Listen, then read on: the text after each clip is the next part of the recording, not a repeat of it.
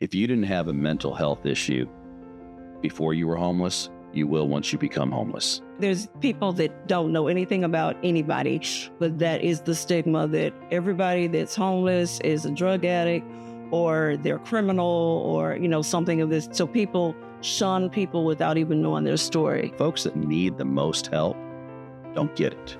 PTSD is a big issue, and a lot of our people have abandonment issues for whatever reason. Most people we deal with are dealing with some level of trauma. Sometimes it just takes a little tweak that they're just not privileged to get. We have become the society that collateral damage apparently has become okay. It's just, yeah. Rather than dealing with issues straight on. And I try to tell everybody, don't focus on your past. We all have a past. That's right. Your past will hold you back. Do not look back, look forward.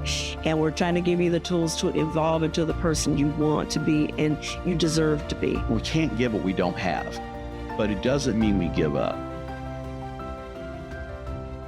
Hey everyone, my name is Mindy Hungerford and I am filling in for Tracy Lewis this week. I'm joined by Pastor Scott, who is the founder and CEO of Matthew's Hope, as well as Dr. Tammy Findlay, who is mental health counselor for the Brevard campus of Matthew's Hope.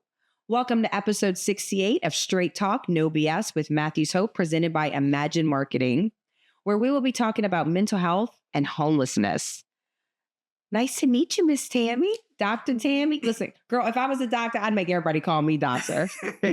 It's still, I've had my doctorate since 2015, and I still look around the room to see who they're talking. Come on and get it. I love it. I love it. Well, Dr. Tammy, thank you so much for joining us. Share a little bit with me about, yourself and your background and how you got into working with Matthew's Hope and all the things. Okay. I've been in Brevard County all my life. My parents were actually stationed in El Paso, Texas, when I was born, but my dad was deployed to Korea, so my mom came home. Oh, wow. To have me, and then they moved back shortly after, so I've been here pretty much all my life.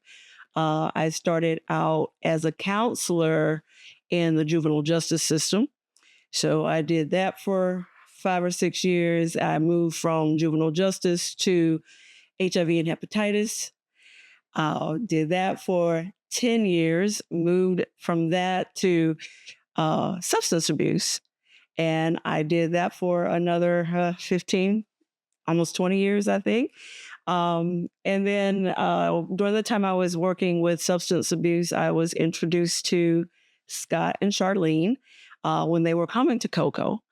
And I was fascinated, just so impressed with their whole mission, because every day of doing this job, you always feel like there's more I could do, or you tend to think, okay, I've reached the top with this. What can I do next, so to speak? So from the time I met them, I knew it was something I was interested in and would like to work for them. But because I had been on my job so long, I didn't see myself leaving that job. But life started lifing, and my parents both got sick at the same time. I'm an only child, so I found myself at a situation where I had to make some decisions. So I left my job to care for my parents. I lost my dad, still caring for my mom, but it started to take a toll on me being locked in the house 24/7. My mom had heart issues, but because of complications from aorta heart valve replacement, she had all kinds of other illnesses that came up, and dementia is one of them. Dealing with someone that's sick is one thing, but dealing with dementia is a totally different thing. So I needed an outlet. My daughter said, well, if you find something to do, I'll sit with grandma while you do it. And I thought, well, let me do this before she changes her mind. And I said it one day. The next day, she said, what do you want to do? And I said, I'm really thinking I'm going to call Matthew's Hope to see if there's something I can do there. If I can, go a couple days a week, it would be perfect. She said, I asked you that because today they posted on their page that they were looking for part-time counselors. First of all, how good is God? And I said, oh my God, this has got to be God. That's right. I finally said it because I had been waiting for weeks that I felt like I needed to do something and I wouldn't say it. And as soon as I said it, this happened. So she said, Mom, you just need to submit a resume. A resume? I hadn't done a resume in 25 years? So I said, well, let me do my resume today and we'll submit it. So I did the resume the same day, submitted it the next day. And I think 2 days later, I got the call to come for an interview.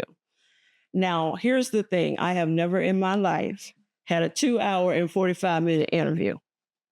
Listen, I know this man right here for about a decade. And I know when that resume came across his desk, it was like Ed McMahon giving him a check when he saw your resume. Because in 2 minutes, you just told me this huge servant's heart that you have for the community and what a wonderful daughter you are. And that you've obviously raised a wonderful daughter, which makes you a great mom and all these things. You are a gem, Dr. Tammy. And I know when that resume came across your desk, what did you think, Pastor Scott? Well, first off, hey, look, she has done it.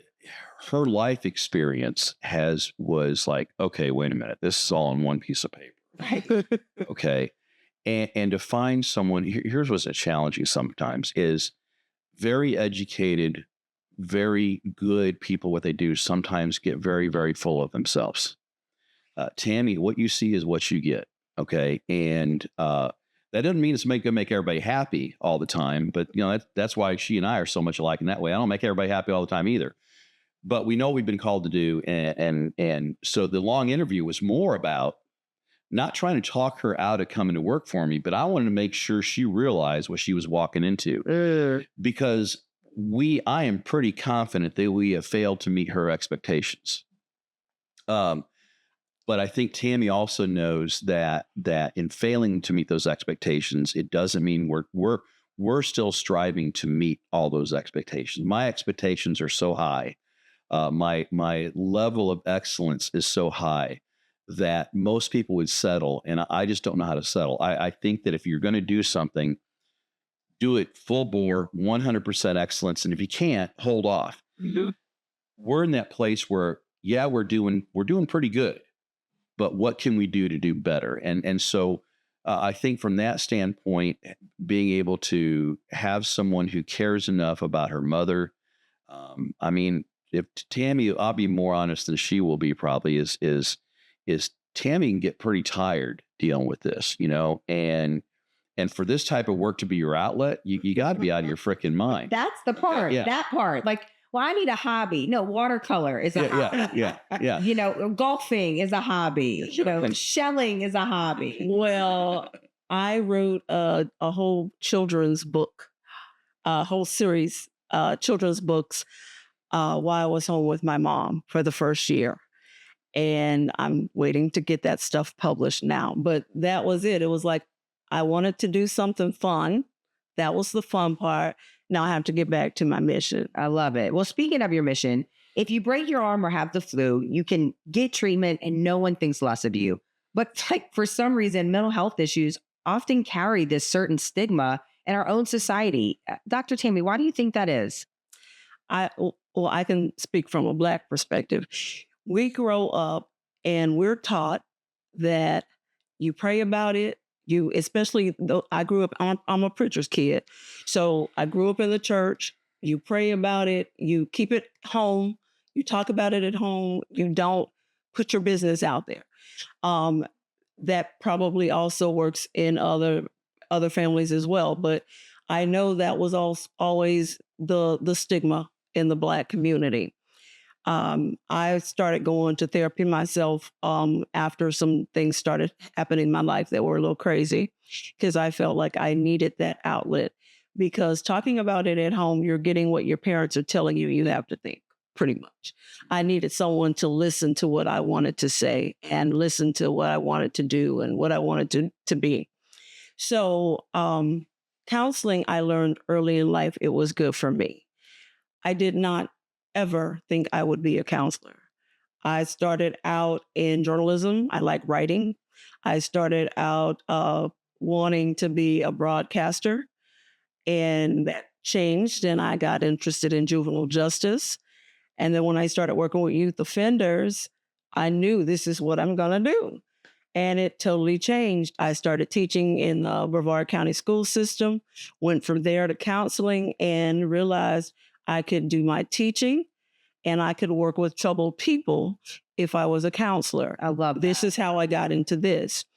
And I made a promise to God in 1992. I almost lost my life 3 times trying to get my daughter here.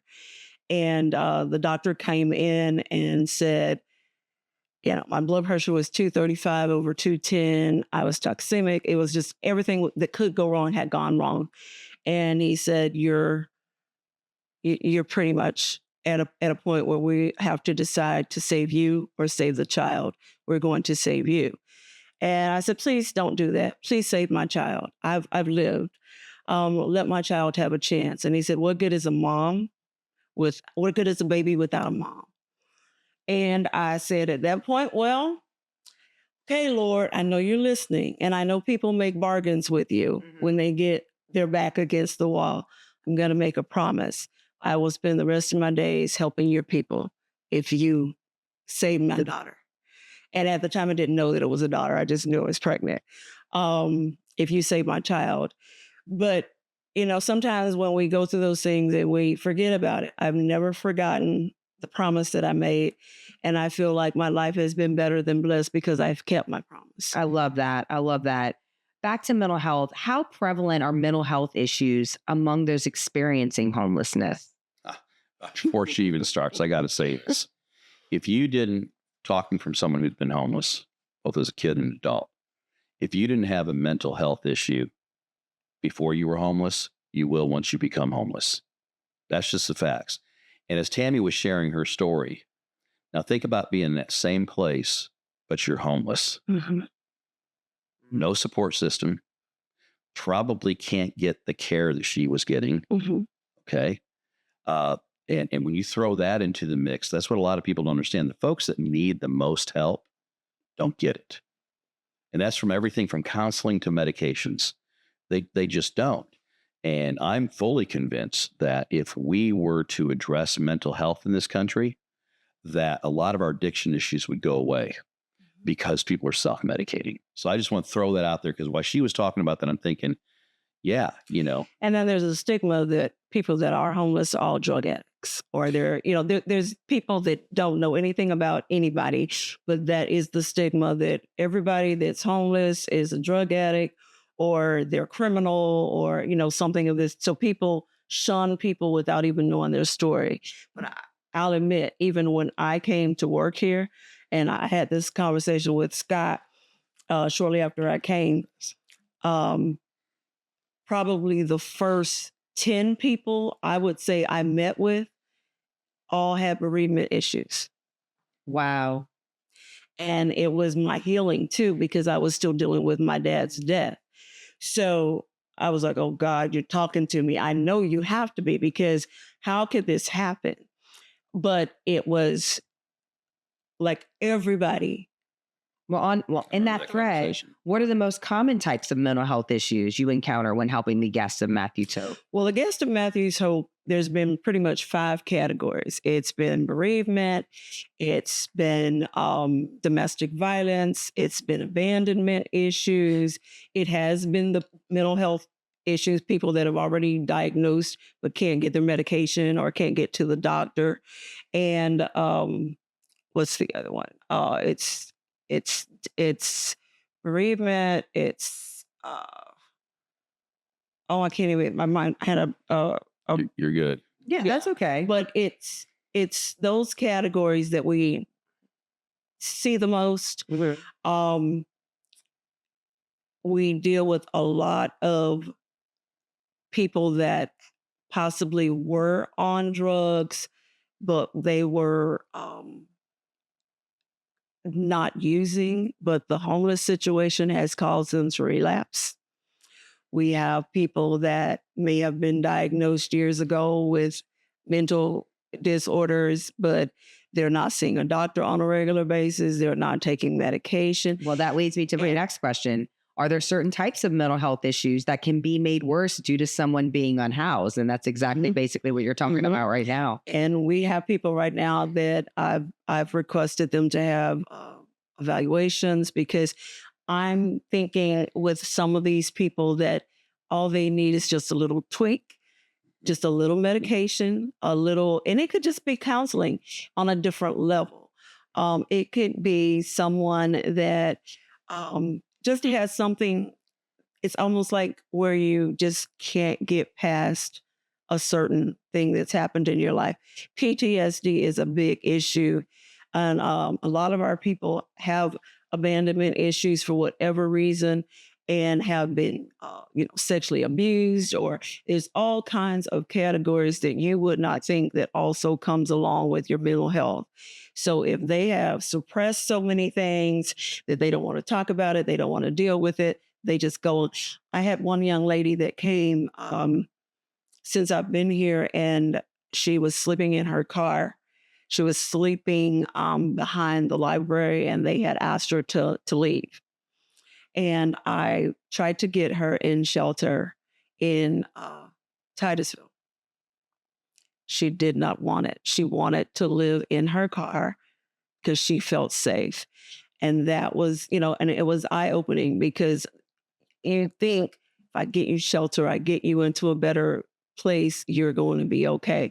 But if she has not dealt with those mental health issues, it's not going to change anything. There's no amount of shelter that there is so much trauma the general public doesn't realize, but I am confident in saying that most people we deal with, and I mean, when I say that's a broad stroke, most people we deal with are dealing with some level of trauma.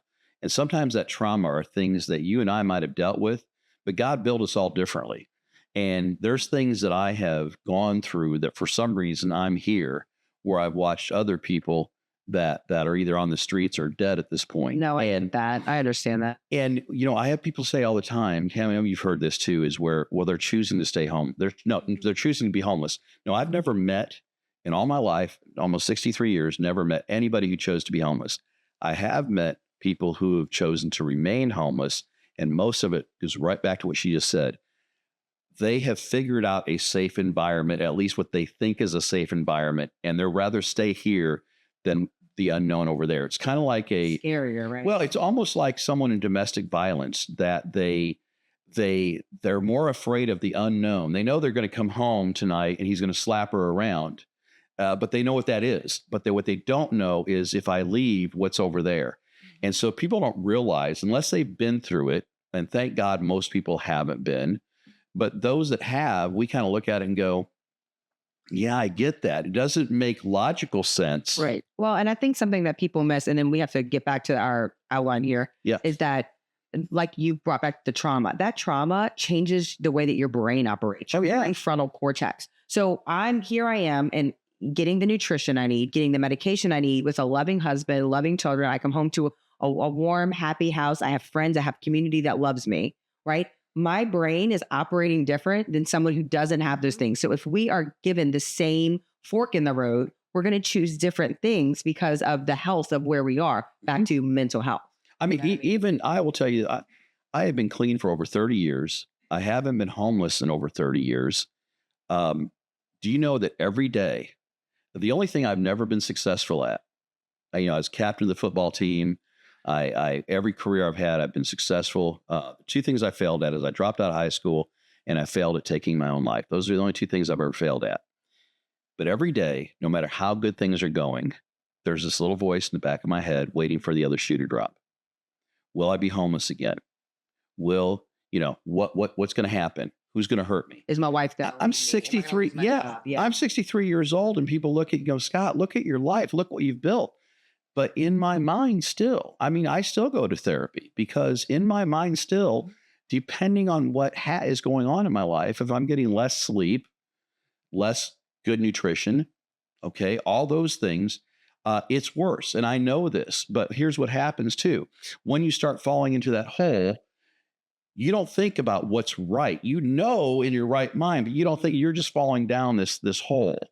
And so I hope people start to educate themselves. Right before we came on today, I am getting hammered online about a post I made, and I stand by the post. It was a homeless guy in a wheelchair sitting outside a local park that the sign says welcome. And I said that except for you. Okay. Well, and everybody wants to talk about all the other people. Here's the thing is, so it's okay for collateral damage. What do you mean everybody wants to talk about the other people? Well, it's not him that we're worried about. It's those other people that are in the park. Okay. And so my feelings is, should I arrest you because you live next door to a drug addict? Okay. We have become this society that collateral damage apparently has become okay. Yeah. Rather than dealing with issues straight on. And the number of people that are on this post that I'll have to deal with later is pretty incredible. I think I saw 43 comments at my last look. Okay. Now, some of them are really good comments, but the point being is that we believe whatever channel we're listening to. You know, I'm at a place where if you watch Fox, I know what your politics are. If you know CNN, I know your okay. There's so many things that play into this, and because people say, well, they make these claims, and they go, but there's nothing that there's nothing that supports that, and they go, but I just know. Okay, and we hear about, my favorite thing, I just know, or well, common sense will tell me that. Well, not so much. And so I think the mental health issue, if people really were to look at it and even look at themselves, okay, truth is most of us have something still haunting us in the back of our mind. And we grew up in those, not me, but they grew up in the very best of families. But stuff happens along the way. Life happens. Yeah. Well, speaking of that, we all love Donnie. We've been following the story of Donnie, who was a guest of Matthew's Hope and recently became an employee. He was battling some bipolar issues, and, he seemed hopeless, but eventually the right medication was identified, and now his entire life has been turned around. How many more people like Donnie do you think are out there, Dr. Tammy, that could be helped if they just had access to the correct treatment? That is exactly what I was saying a few minutes ago. Sometimes it just takes a little tweak that they're just not privileged to get. So one of the things that is a blessing at Matthew's Hope is that everybody is privileged to some kind of counseling. So I don't care who it is when they walk in the office. My goal is for them to walk out of the office feeling some dignity, feeling like somebody cares, feeling the love and the support and heard. And being heard, yeah. Yes, because that's a big, and you can't help them if they feel like you're not going to help them. Yeah. And you can have the desire to want to help somebody as much as you want to, but if you don't make that person feel like you honestly want to help them, they're going to miss out. So we have people that walk in, and sometimes it doesn't happen on the first session. I have some that I see every week when they come for services because now they're comfortable and we're able to actually do the work.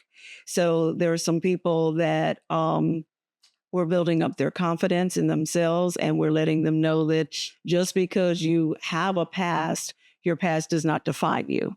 You have that person inside of you that is trying so hard to come out. And I try to tell everybody, don't focus on your past. We all have a past. That's right. Your past will hold you back. Do not look back, look forward. And we're trying to give you the tools to evolve into the person you want to be and you deserve to be. So with that being said, we have send them to medical. If once I see them, if I think they need to go to medical, I send them to medical. If I think they need an evaluation to get better care, I also do that. We are trying to give them every tool that they can imagine that would help them. I love that. So you have to build up that relationship with them. You got to have a good counselor-client relationship with them. I don't have that with everybody I see. Mm-hmm. Just on Thursday, the lady looked at me and she goes, "No, I'm not going with you." She said, "You're the counselor?" "No." And at first I was a little shaken by it. And then one of our other staff members was like, "No, she wants it." I said, "Leave it alone, because you never know what. It could have been something happened in her life where there was this Black woman that did it. You That's never know exactly right. what someone's going to. So we first of all want people to feel comfortable. We want them to know that we're here to help them. And that same individual may come back later and said, "I'm ready to talk to you now." You never know what's going to happen. Yeah, because they have to be ready. Exactly. Speaking of that, we are dying to know after one of the last episodes, how did Donnie react when you told him that he was now going to be an employee? Do we have that? Did you wear a GoPro? We have some video of it, but I will tell you that Donnie, he lights up. He's based in our Orange County office, and he lights up the whole place. Yeah, I've met him. He's a gem. He's so well. Listen. I mean, he will be the first one to tell you that for years he walked in a fog, and to be out of that fog and he wants to be productive, and so it's pretty cool to see.